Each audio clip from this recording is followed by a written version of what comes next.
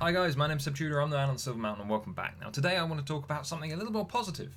And that is that before I've talked about all kinds of TV shows and things like that that have just either caused things to just not be very good, creativity by committee gone mad, where they've over managed and overanalyzed certain things because they're worried about upsetting people, or because they've gone and done something that's just crappy, or they've not written something particularly well, or they've gone out and upset an entire base kind of demographic or fan base who have supported a product for a very, very long time, and they've just tried to get rid of all those old people because they want a new image, and all that kind of stuff. If that's, I've gone through a fair amount of that in various places over the channel over the last little while, in regards to all kinds of things. But as a result, I wanted to turn that round and actually praise something that I thought was really good and did a good job of taking old material and reworking it to be something new, to be something cool, to be something interesting, to hold on to elements of what came before, and bring them into modern storytelling with modern themes and with other things going on as well.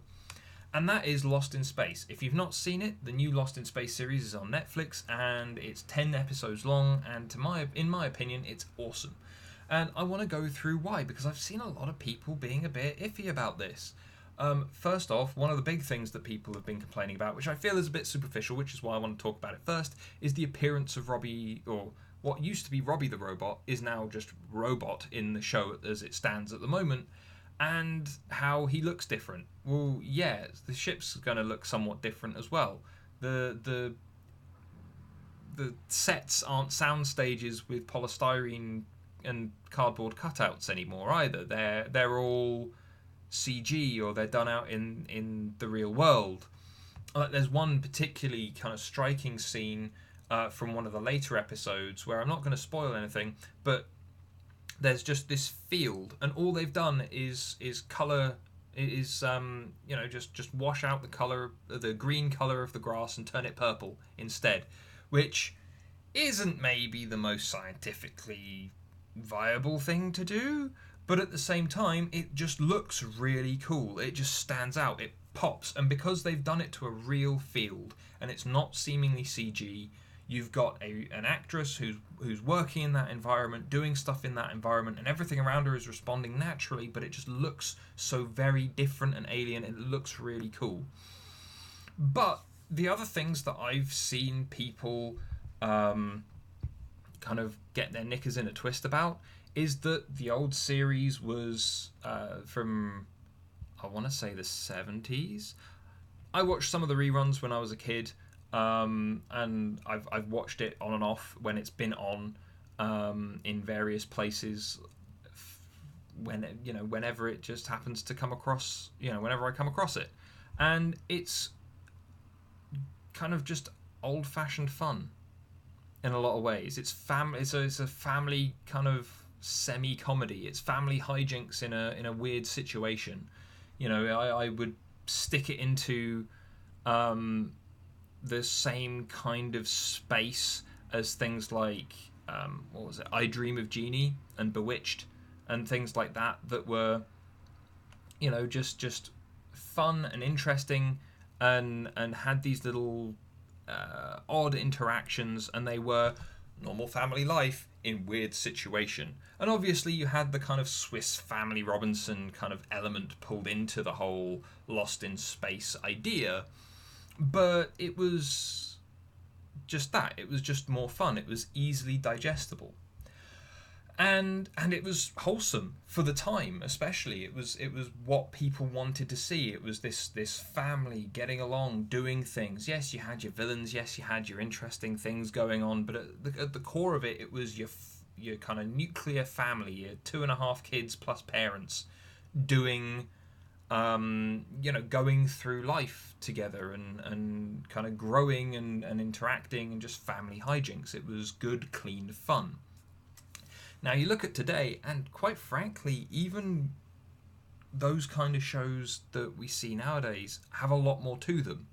As per what we were saying earlier in the week in regards to the what millennials are said to want by this new report that came out from the States, it's adult growing. The transition from being a kid into being an adult has become more complex. There are more moving parts to it. There are more things that are apparent that are moving parts to it. That maybe they were there all along, but they weren't as pronounced. They weren't as obvious.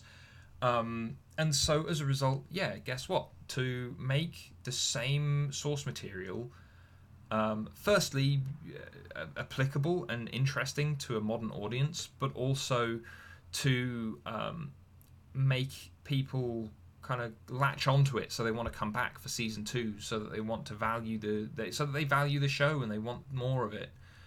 You're going to have to update it in a lot of ways. One of the ways is just visually, and personally, I really like the look of it. There was, and there are parts of this show that stood out to me as being really good. It wasn't super hard science like The Expanse tries to be with its sci-fi, but there was a lot of science in there that was just accurate. You know, it was very, like, within the first episode, there are at least 2 or 3 kind of accurate science factoids that actually made me go, huh, I appreciate that. You know, the mention of the reactions between magnesium and water ice, which happens within the first episode, was something that stood out to me as going, do you know what? That is straightforward science that's being used to dramatic effect. 2 thumbs up from me. Because I like my... as much as I like my crazy out there sci-fi, I very much enjoy my very grounded sci-fi as well, because it's something that's more believable, it's something that makes more sense, it's something that I can actually get my teeth into and kind of enjoy. And so, you know, that stood out to me. But then, kind of moving on from that, you've got the look of the show has been updated, and it was always going to be updated, because if you didn't update it, it would look like crap. And we're very superficial these days. The number of old games that I absolutely love, that nowadays graphically just don't match up, that I will maybe show to people who are younger. I remember there was one friend that I worked with who I showed the original Neverwinter game, and they were so unimpressed by it, regardless of how amazing the story and how fun that game was and how many hours I had pumped into it and all the rest of it. Just looking at it instantly turned them off, because we are very visual creatures. We are very superficial in a lot of ways. And so if you had some weird clunky robot that didn't, you know, look like it was advanced technology compared to everything else that was there, then you probably wouldn't have had any investment in that. But then the way that they did it, it still came across well, it looked good, it was interesting, and there you go. And then when I've seen a lot of people going, oh, they've departed too much from the source material, in this case, I feel like the departure is only in the places where they needed to show more. Like, when it comes to the family coming together, it's still there.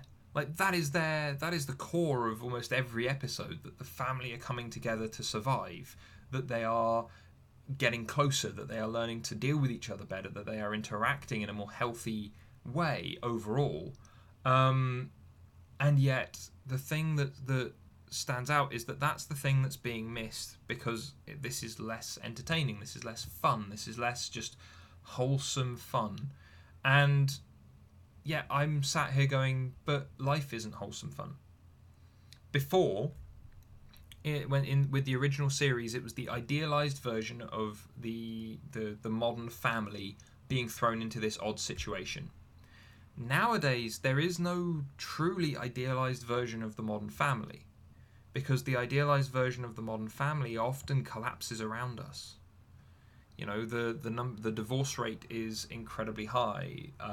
The number of separations and legal separations of various sorts, all of the arguments around kind of childcare rights and things like that, all of this stuff that we see so often these days was never anything that could be considered prior.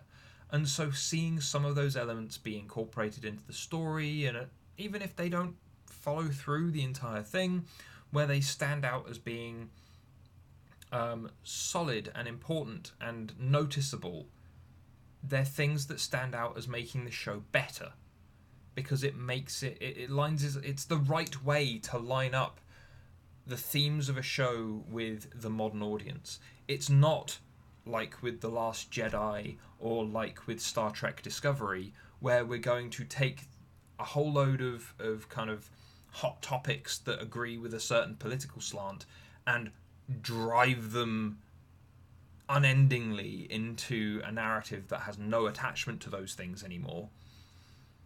In this case, it's a situation which is always going to be there, which is the troubles of having a family and balancing people's feelings and balancing the way that we interact with each other within those family units, and then expanding on that. And as a result, I feel like that's taken from what there was before, where again it was an idealized family unit, and here it's an idealized family unit, but they're still believable, they're realistic, because we don't have that veneer, that kind of believable, we no longer believe in that idealized image of a family anymore. That got destroyed a fair while ago, and anyone who's still believing in that is often ridiculed as being completely outdated or outmoded, or just frankly daft to believe that such a thing can still function and exist in such a way in the modern world. And so that's why that's a list of the various reasons why I personally feel that that Lost in Space has been a real breath of fresh air in a world where we're getting remakes of older franchises and older things that quite frankly are just crap, that don't take away the good elements of what came before, that don't stick to the original ideas that followed behind things. Star Trek Discovery wasn't about discovery. It was about conflict and upset and one person being right all the time in many instances. When, if you look at Star Trek from the original series all the way through to Star Trek Voyager, they were ensembles of lots of people trying to get through various situations and dealing with them in very interesting ways, regardless of who they were interacting with. And it was always trying to follow that ideal of exploration, discovery, and rising above the baser nature of what we are to be the fullest that we can be, which is something that we just don't see at all in Discovery, which is why I added that to the creativity by committee stuff, because that's what seemed to have happened. Too many people throwing in their influences and trying to make it something that it should never have been. Here, though, you don't have as long an investment in the show in terms of it's never been as... Lost in Space was never as popular as, say, Star Trek or Star Wars, but at the same time here, the idea of this idealized family that functions in a way that we would love to see our own families function, thrown into this odd situation. That's still the case. The family has the idea of what that ideal family is has just been morphed, has been changed, so that we can actually still relate to those characters. The three siblings, where you've got the high achieving, determined eldest sister, you've got the snarky, naturally smart but doesn't really try very hard middle sister, and you've got the timid, terrified, traumatized but smartest, arguably, youngest child.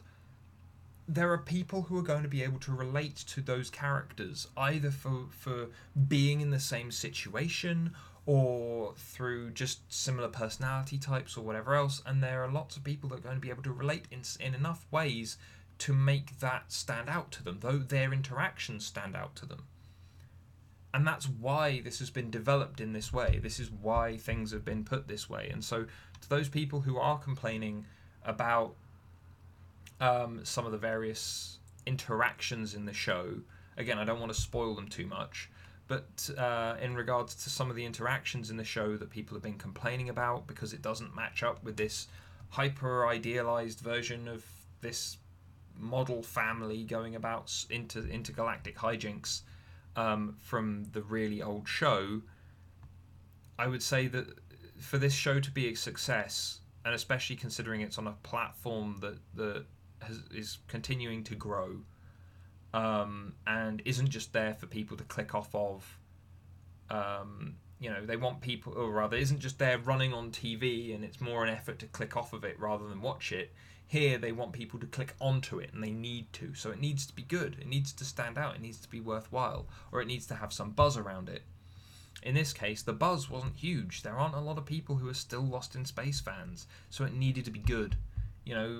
Star Trek had a lot of buzz around it because it was a Star Trek, so it was able just to count on the clicks. Like, I watched the whole first season and hated every single episode. There were good elements of each one, but overall, I was just angry and upset at what they were doing to this franchise that I very much enjoyed. And so, looking at this, they didn't have that instant draw. I personally haven't seen an awful lot of advertising for Lost in Space either, to be fair. And yet, they made a really good show, and they did it by taking the premise and just updating it in various ways. They didn't change things hugely. They changed things in ways that would allow people to latch on more easily from modern perspectives. They didn't start inserting things about race or about political views or anything else like that. They just updated. And they didn't care about the fact that certain people were certain races. There's one comment in the entire show about it.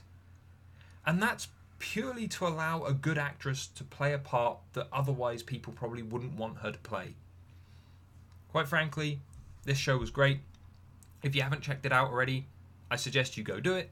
Otherwise, if you have checked it out, I'd love to hear your opinion on it as well. I'd love to have that discussion down in the comments, as I've had this discussion with other people outside as well, which is what led me to make this video. But anyway, guys, thank you very much for watching, and I'll see you in the video later. Take care. Thank you very much for watching, guys. If you enjoyed this video or found it interesting, then please drop us a like, share this video, and subscribe for more, and I'll see you in the video later. Take care.